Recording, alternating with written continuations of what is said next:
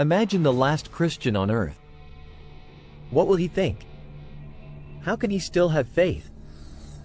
Is he still hoping for a last-minute second coming? Everyone knows the famous story of the last of the Mohicans. What about a new story, the last of the Christians? Who will be the final human to have faith in Jesus Christ? What a strange person he will be.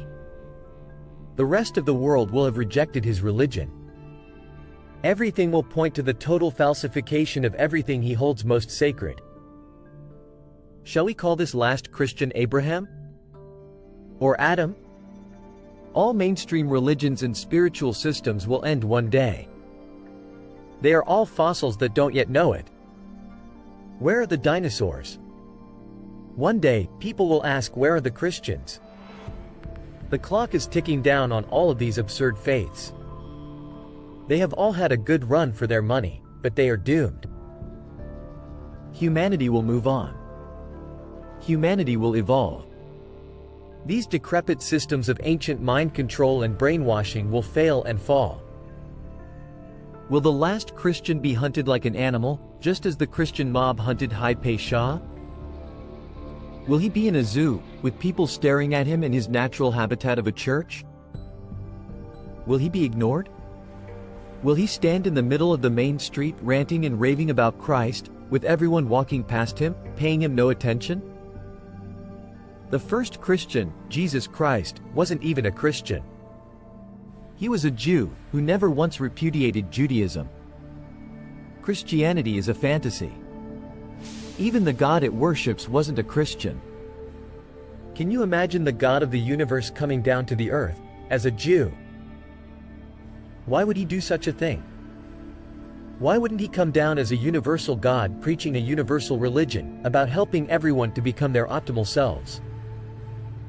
Why would a real God do anything other than that? God would never come down to earth and align himself with a particular religion of a particular tribe.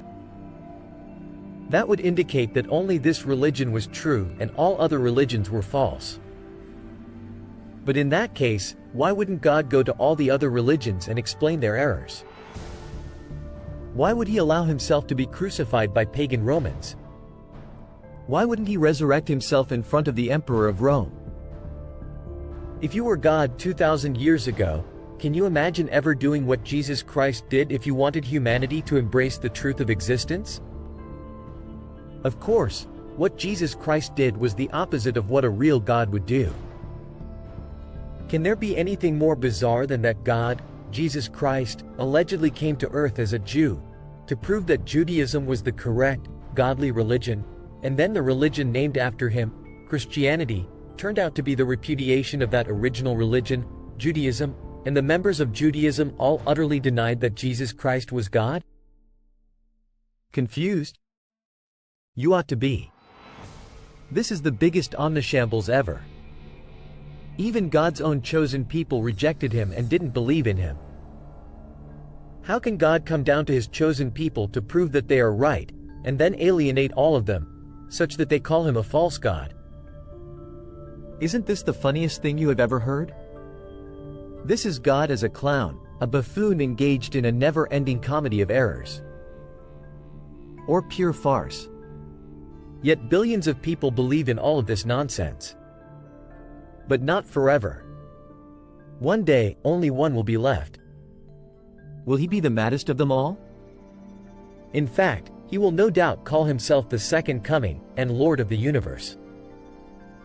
His enemies will crucify him and put an inscription on his cross saying, "The last of the Christians." Will the spectators laugh and cheer? Will they jeer? Or will no one show up for the end of Christianity? It died through lack of interest. Don't you love the idea of living in a post-Christian world? In fact, a post-religious world. A world where we have moved on from spirituality too. We need a new world where religion dispenses with faith and mysticism and scripture and becomes all about psychology, philosophy, science, and, especially, mathematics. And that will transform the human race.